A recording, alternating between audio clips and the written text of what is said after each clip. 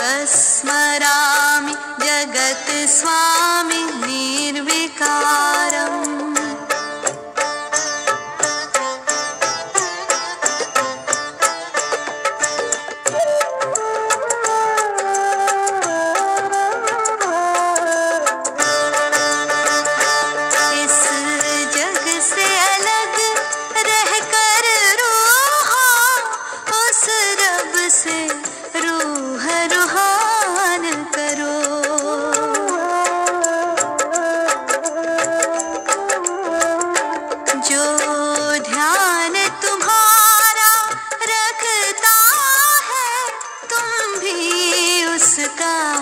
कुछ ध्यान करो, तुम भी उसका कुछ ध्यान करो।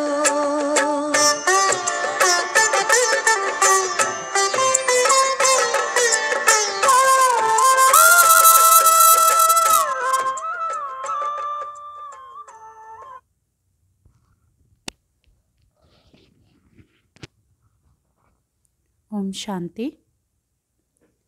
आज के 20 तारीख के शिव बाबा के अव्यक्त महावाक्य ओरिजिनल मुरली बाबा की चली है 20 मार्च 1987। स्नेह और सत्यता की अथॉरिटी का बैलेंस। तो आज सत बाप, सत शिक्षक, सतगुरु अपने सत्यता के शक्तिशाली सत बच्चों से मिलने आए हैं। सबसे बड़ी ते बड़ी शक्ति व अथॉरिटी सत्यता की ही है। सत दो अर्थ से कहा जाता है। एक सत अर्थात सत्य, दूसरा सत अर्थात अविनाशी। तो दोनों अर्थ से सत्यता की शक्ति सबसे बड़ी है। बाप को सत बाप कहते हैं। बाप तो अनेक हैं, लेकिन सत बाप एक है। सत शिक्षक, सतगुरु एक ही है। सत्य को ही परमात्मा कहते हैं, अर्थात परम आत्मा की विशेषता सत्य अर्थात सत है। आपका गीत भी है, सत्य ही शिव है, शिव ही सुंदर। दुनिया में भी कहते हैं सत्यम शिवम सुंदरम। साथ साथ बाप परमात्मा के लिए सत चित आनंद स्वरूप कहते हैं। तो आप आत्माओं को सत चित आनंद कहते हैं। तो सत शब्द की महिमा बहुत गाई हुई है। और कभी भी कोई भी कार्य में अथॉरिटी से बोलते तो यही कहेंगे ना कि मैं सच्चा हूँ, इसीलिए अथॉरिटी से बोलता हूँ। सत्य के लिए गायन है कि सत्य की नाव डोलेगी लेकिन डूबेगी नहीं। आप लोग भी कहते हो सच बिठो तो नच, अर्थात सत्यता की शक्ति वाला सदा नाचता रहेगा, कभी भी मुरझाएगा नहीं, उलझेगा नहीं, घबराएगा नहीं, कमज़ोर नहीं होगा। सत्यता की शक्ति वाला सदा खुशी में नाचता रहेगा, शक्तिशाली होगा, सामना करने की शक्ति होगी, इसीलिए घबराएगा नहीं। सत्यता को सोने के समान कहते हैं, असत्य को मिट्टी के समान कहते हैं। भक्ति में भी जो परमात्मा की तरफ लगन लगाते हैं उन्हों को सत्संगी कहते हैं। सत्य का संग करने वाले हैं। और लास्ट में जब आत्मा शरीर छोड़ती है तो भी क्या कहते हैं? सत नाम संग है। तो सत अविनाशी, सत सत्य है। सत्यता की शक्ति महान शक्ति है। वर्तमान समय मैच्योरिटी लोग आप सबको देखकर क्या कहते हैं कि इन्हों में सत्यता की शक्ति है। तब इतना समय वृद्धि करते हुए चल रहे हैं। सत्यता कभी हिलती नहीं है, अचल होती है।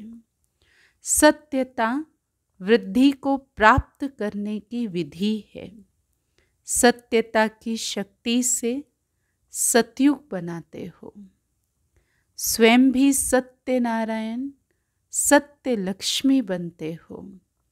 ये सत्य ज्ञान है, सत्य बाप का ज्ञान है, इसीलिए दुनिया से न्यारा और प्यारा है। तो आज बाप दादा सभी बच्चों को देख रहे हैं कि सत्य ज्ञान की, सत्यता की अथॉरिटी कितनी धारण की है। सत्यता हर आत्मा को आकर्षित करती है। चाहे आज की दुनिया झूठ खंड है, सब झूठ है, अर्थात सब में झूठ मिला हुआ है, फिर भी सत्यता की शक्ति वाले विजयी बनते हैं। सत्यता की प्राप्ति खुशी और निर्भयता है। सत्य बोलने वाला सदा निर्भय होगा, उनको कभी भी भय नहीं होगा। जो सत्य नहीं होगा तो उनको भय जरूर होगा। तो आप सभी सत्यता के शक्तिशाली श्रेष्ठ आत्माएं हो। सत्य ज्ञान, सत्य बाप, सत्य प्राप्ति, सत्य याद, सत्य गुण, सत्य शक्तियाँ सर्व प्राप्ति हैं। तो इतनी अथॉरिटी का नशा रहता है। बाबा पूछ रहे हैं, अथॉरिटी का अर्थ अभिमान नहीं है। जितनी बड़े ते बड़ी अथॉरिटी, उतना उनकी वृत्ति में रूहानी अथॉरिटी रहती है। वाणी में स्नेह और नम्रता होगी। यही अथॉरिटी की निशानी है।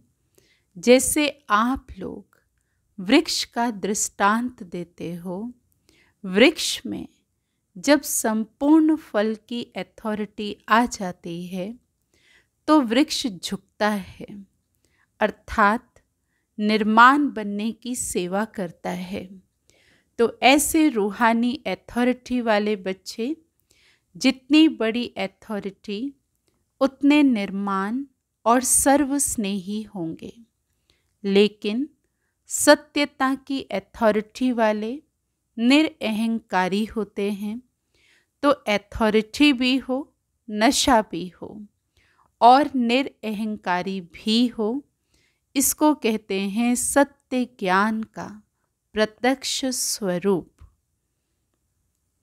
जैसे इस झूठ खंड के अंदर ब्रह्मा बाप सत्यता की अथॉरिटी का प्रत्यक्ष साकार स्वरूप देखा ना, उनके अथॉरिटी के बोल कभी भी अहंकार की भासना नहीं देंगे।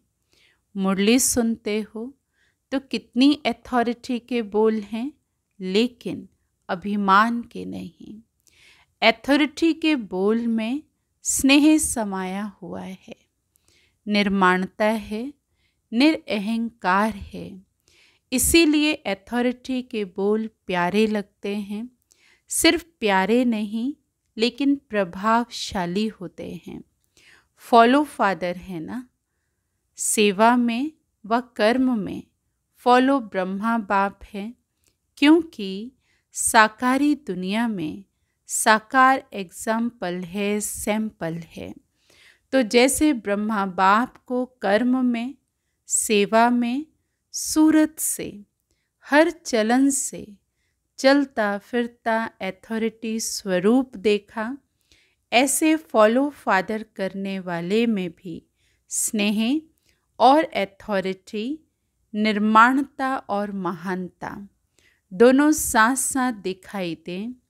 ऐसे नहीं सिर्फ स्नेह दिखाई दे और अथॉरिटी गुम हो जाए, या अथॉरिटी दिखाई दे और स्नेह गुम हो जाए। जैसे ब्रह्मा बाप को देखा, वह अभी भी मुरली सुनते हो, प्रत्यक्ष प्रमाण है। तो बच्चे बच्चे भी कहेगा, लेकिन अथॉरिटी भी दिखाएगा। स्नेह से बच्चे भी कहेगा और अथॉरिटी से शिक्षा भी देंगे। सत्य ज्ञान को प्रत्यक्ष भी करेंगे, लेकिन बच्चे बच्चे कहते नया ज्ञान सारा स्पष्ट कर देंगे। इसको कहते हैं स्नेह और सत्यता की अथॉरिटी का बैलेंस। तो वर्तमान समय सेवा में इस बैलेंस को अंडरलाइन करो। स्नेह और सत्यता की अथॉरिटी का बैलेंस। धरनी बनाने के लिए स्थापना से लेकर अब तक 50 वर्ष पूरे हो गए। विदेश की धरनी भी अब काफ़ी बन गई है। भल 50 वर्ष नहीं हुए हैं, लेकिन बने बनाए साधनों पर आए हो। इसीलिए शुरू के 50 वर्ष और अब के 5 वर्ष बराबर हैं। डबल विदेशी सब कहते हैं कि हम last so fast so first हैं, तो समय में भी फास्ट सो फर्स्ट होंगे ना। निर्भय की अथॉरिटी ज़रूर रखो।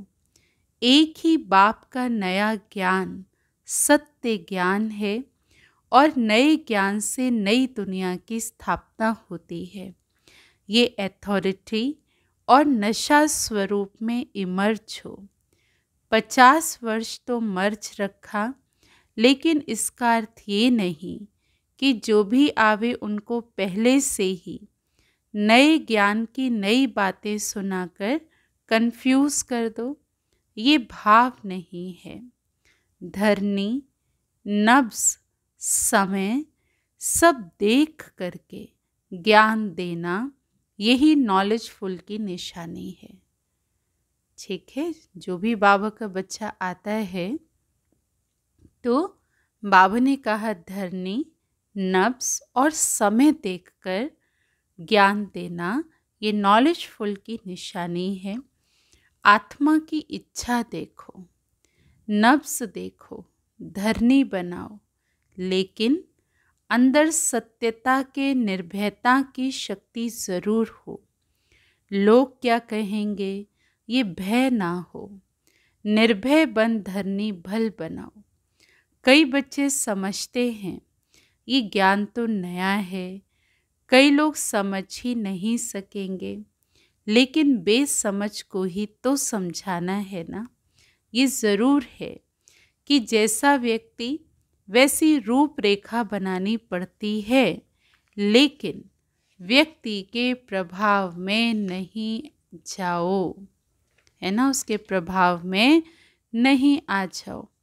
अपने सत्य ज्ञान की अथॉरिटी से व्यक्ति को परिवर्तन करना ही है, ये लक्ष्य नहीं भूलो। बाबा अपने बच्चों को कह रहे हैं कि लक्ष्य को नहीं भूलना है। अब तक जो किया वो ठीक था, करना ही था, आवश्यक भी था, क्योंकि धरनी बनानी थी। लेकिन कब तक धरनी बनाएंगे और कितना समय चाहिए?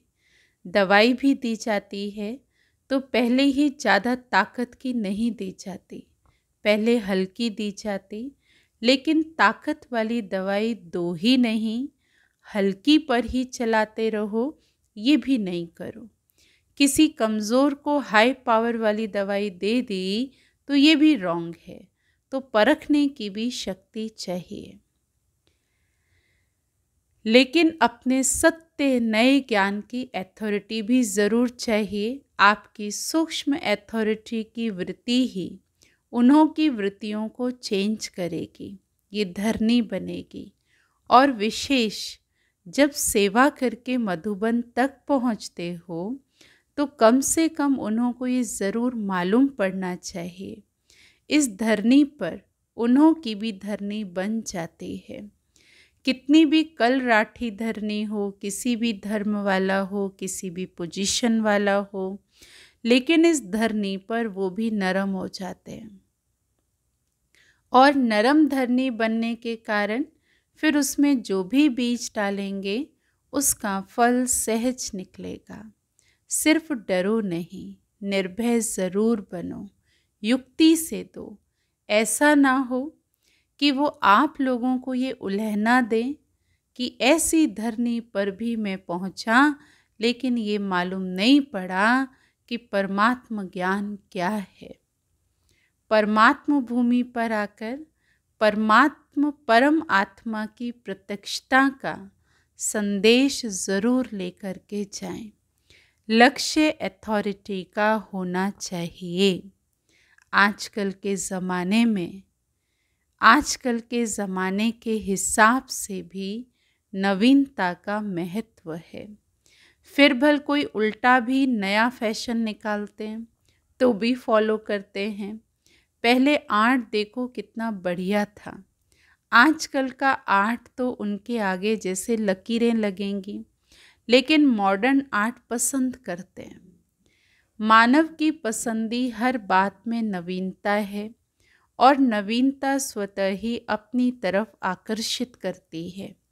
इसीलिए नवीनता, सत्यता, महानता, इसका नशा ज़रूर रखो। फिर समय और व्यक्ति देखकर सेवा करो। ये लक्ष्य ज़रूर रखो कि नई दुनिया का नया ज्ञान प्रत्यक्ष ज़रूर करना है। अभी स्नेह और शांति प्रत्यक्ष हुई है। बाप का प्यार के सागर का स्वरूप, शांति के सागर का स्वरूप प्रत्यक्ष किया है। लेकिन ज्ञान स्वरूप आत्मा और ज्ञान सागर बाप है। इस नए ज्ञान को किस ढंग से देवें, उसके प्लान्स अभी कम बनाए हैं। वो भी समय आएगा जो सभी के मुख से ये आवाज़ निकलेगा कि नई दुनिया का नया ज्ञान ये है। अभी सिर्फ अच्छा कहते हैं, नया नहीं कहते। याद की सब्जेक्ट को अच्छा प्रत्यक्ष किया है, इसीलिए धरनी अच्छी बन गई है। और धरनी बनाना पहला आवश्यक कार्य भी ज़रूरी है। जो किया है वो बहुत अच्छा और बहुत किया है, तन मन धन लगाकर किया है। इसके ऑफरिंग ऑफरीन भी बाबा देते हैं। पहले जब विदेश में गए थे तो यही त्रिमूर्ति के चित्र पर समझाना कितना मुश्किल समझते थे। अभी तो त्रिमूर्ति के चित्र पर ही आकर्षित होते हैं। ये सीढ़ी का चित्र भारत की कहानी समझते थे, लेकिन विदेश में इस चित्र पर आकर्षित होते हैं। तो जैसे वो प्लान बनाए कि नई बात किस ढंग से सुनावें, तो अब भी इन्वेंशन करो। ये नहीं सोचो कि तो करना ही पड़ेगा, नहीं। बाप दादा का लक्ष्य सिर्फ ये है कि नवीनता के महानता की शक्ति को धारण करो। इसको भूलो नहीं। दुनिया को समझाना है। दुनिया की बातों से घबराए नहीं।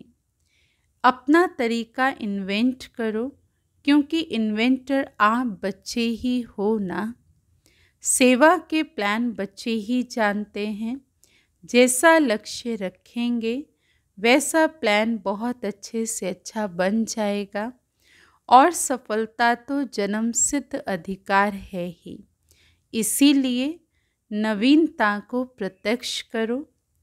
जो भी ज्ञान की गुह्य बातें हैं उसको स्पष्ट करने की विधि आपके पास बहुत अच्छी है और स्पष्ट है। एक एक पॉइंट को लॉजिकल स्पष्ट कर सकते हो, अपनी अथॉरिटी वाले हो। कोई मनोमय व कल्पना की बातें तो है नहीं, यथार्थ है, अनुभव है। तो अनुभव की अथॉरिटी, नॉलेज की अथॉरिटी, सत्यता की अथॉरिटी। कितनी अथॉरिटी हैं और भी ऐड कर सकते हैं। अनुभव की अथॉरिटी, नॉलेज की अथॉरिटी, सत्यता की अथॉरिटी, कितनी अथॉरिटी हैं। तो अथॉरिटी और स्नेह दोनों को साथ साथ कार्य में लगाओ। तो बाप दादा खुश है कि मेहनत से सेवा करते करते इतनी वृद्धि को प्राप्त किया है और करते रहेंगे। चाहे देश चाहे विदेश, देश में भी व्यक्ति और नफ्स देकर सेवा करने में सफलता है और विदेश में भी इसी विधि से सफलता है। पहले संपर्क में लाते हो, ये धरनी बनती है। संपर्क के बाद फिर संबंध में लाओ। सिर्फ संपर्क तक छोड़ नहीं दो, संबंध में लाकर फिर उन्हों को बुद्धि से समर्पित कराओ। ये है लास्ट स्टेज। संपर्क में लाना भी आवश्यक है, फिर संबंध में लाना है। संबंध में आते आते समर्पण बुद्धि हो जाए कि जो बाप ने कहा वही सत्य है, फिर क्वेश्चन नहीं उठते। जो बाबा कहता है वही सही है, क्योंकि अनुभव हो जाता है तो फिर क्वेश्चन समाप्त हो जाते हैं। इसको कहते हैं समर्पण बुद्धि, जिसमें सब स्पष्ट अनुभव होता। लक्ष्य ही रखो कि समर्पण बुद्धि तक अवश्य लाना है, तब कहेंगे माइक तैयार हुए हैं। माइक क्या आवाज़ करेगा? सिर्फ अच्छा ज्ञान है इन्हों का नहीं, ये ज्ञान नया है, यही नई दुनिया लाएगा। ये आवाज़ हो तब तो कुंभकर्ण जागेंगे ना, नहीं तो सिर्फ आँख खोलते हैं, बहुत अच्छा कहकर फिर नींद आ जाती है। इसीलिए जैसे स्वयं बालक सो मालिक बन गए हो ना, ऐसे बनाओ। विचारों को सिर्फ साधारण प्रजा तक नहीं लाओ, लेकिन राज्य अधिकारी बनाओ। उसके लिए प्लान बनाओ, किस विधि से करो जो कंफ्यूज भी ना हो और समर्पण बुद्धि भी हो जाए, नवीनता भी लगे, उलझन भी अनुभव नहीं करे, स्नेह और नवीनता की अथॉरिटी लगे। अब तक जो रिजल्ट रही, सेवा की विधि, ब्राह्मणों की वृद्धि रही, वो बहुत अच्छा है, लेकिन पहले बीज को गुप्त रखा, वो भी आवश्यक है। बीज को गुप्त रखना होता है, बाहर रखने से फल नहीं देता। धरनी के अंदर बीज को रखना होता है, लेकिन अंदर धरनी में ही ना रह जाए, बाहर प्रत्यक्ष हो, फल स्वरूप बने। ये आगे की स्टेज है, समझा? लक्ष्य रखो, नया करना है। ऐसे नहीं कि इस वर्ष ही हो जाएगा, लेकिन लक्ष्य बीज को भी बाहर प्रत्यक्ष करेगा। ऐसे भी नहीं सीधा जाकर भाषण करना शुरू कर दो। पहले सत्यता के शक्ति की भासना दिलाने के भाषण करने पड़ेंगे। आखिर वह दिन आए, ये सबके मुख से निकले। जैसे ड्रामा में दिखाते हो ना कि सब धर्म वाले मिलकर कहते हैं हम एक हैं, एक के हैं, वो ड्रामा दिखाते हो। सर्वधर्म का पिता एक ही परमात्मा है, वन गॉड वन फैमिली, ऐसे ड्रामा बनाए हैं, तो वो बाबा बता रहे हैं। तो ये प्रैक्टिकल में स्टेज पर सब धर्म वाले मिलकर एक ही आवाज़ में बोलें कि एक बाप है, एक ही ज्ञान है, एक ही लक्ष्य है, एक ही घर है, यही है। अब ये आवाज़ चाहिए। कितनी बड़ी रिस्पॉन्सिबिलिटी बाबा ने सेवा की बच्चों को दी। तो ऐसा दृश्य जब बेहद की स्टेज पर आए तब प्रत्यक्षता का झंडा लहराएगा और इस झंडे के नीचे सब यही गीत गाएंगे। सबके मुख से एक शब्द निकलेगा, बाबा हमारा। तब कहेंगे प्रत्यक्ष रूप में शिवरात्रि मनाए।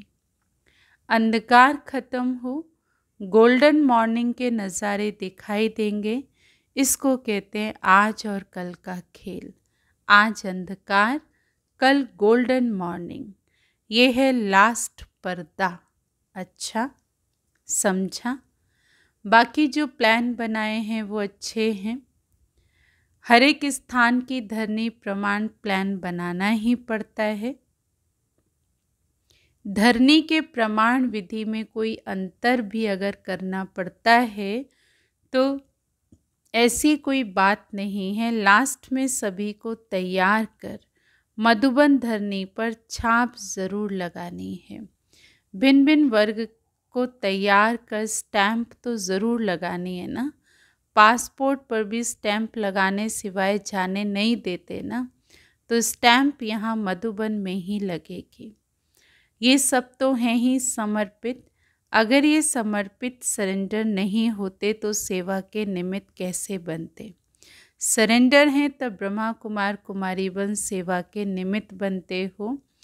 चाहे देश विदेश में कोई क्रिश्चियन कुमारी व बौद्ध कुमारी बनकर तो सेवा नहीं करते हो ना, बीके बनकर सेवा करते हो। तो सरेंडर ब्राह्मणों की लिस्ट में सभी हैं।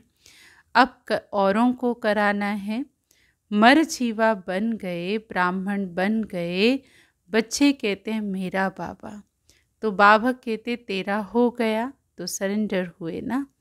चाहे प्रवृत्ति में हो चाहे सेंटर पर हो, लेकिन जिसने दिल से कहा मेरा बाबा, तो बाप ने अपना बनाया। तो ये दिल का सौदा है, मुख का स्थूल सौदा नहीं है, ये दिल का है। सरेंडर माना श्रीमत के अंडर रहने वाले। सारी सभा सरेंडर है ना, इसलिए फ़ोटो भी निकाला है।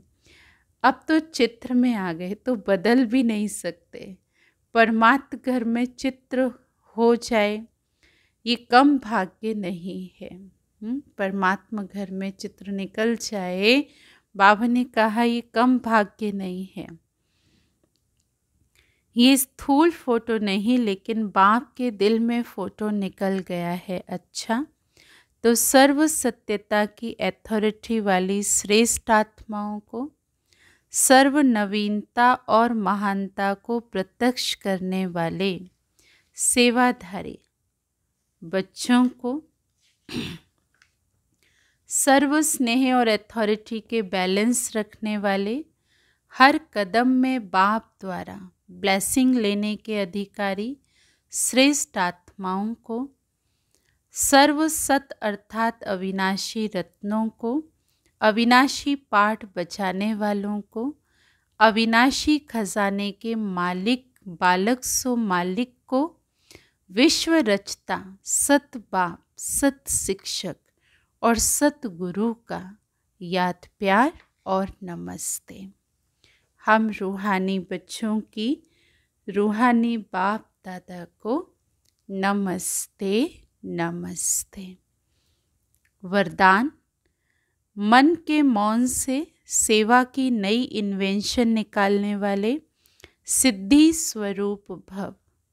जैसे पहले पहले मौन व्रत रखा था तो सब फ्री हो गए थे, टाइम बच गया था, ऐसे अब मन का मौन रखो जिससे व्यर्थ संकल्प आवे ही नहीं। जैसे मुख से आवाज़ ना निकले वैसे व्यर्थ संकल्प भी ना आए। ये है मन का मौन, तो समय बच जाएगा। इस मन के मौन से सेवा की ऐसी नई इन्वेंशन निकलेगी जो साधना कम और सिद्धि ज़्यादा होगी। जैसे साइंस के साधन सेकंड में विधि को प्राप्त कराते हैं, वैसे साइलेंस के साधन द्वारा सेकंड में विधि प्राप्त होगी। स्लोगन: जो स्वयं समर्पित स्थिति में रहते हैं, सर्व का सहयोग भी उनके आगे समर्पित होता है। जो स्वयं समर्पित स्थिति में रहते हैं, सर्व का सहयोग भी उनके आगे समर्पित होता है। अच्छा, ओम शांति।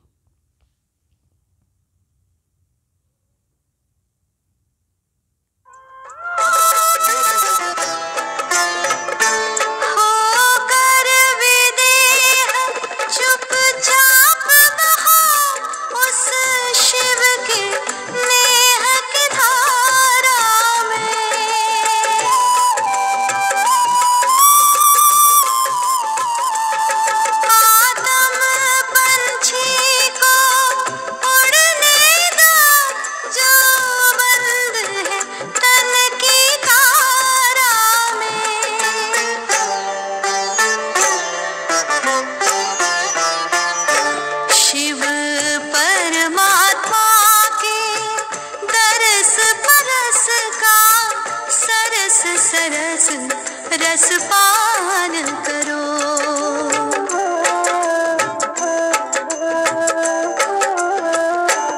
इस जग से अलग रहकर रूह उस रब से रूह रूहान करो। उस रब से रूह रूहान करो।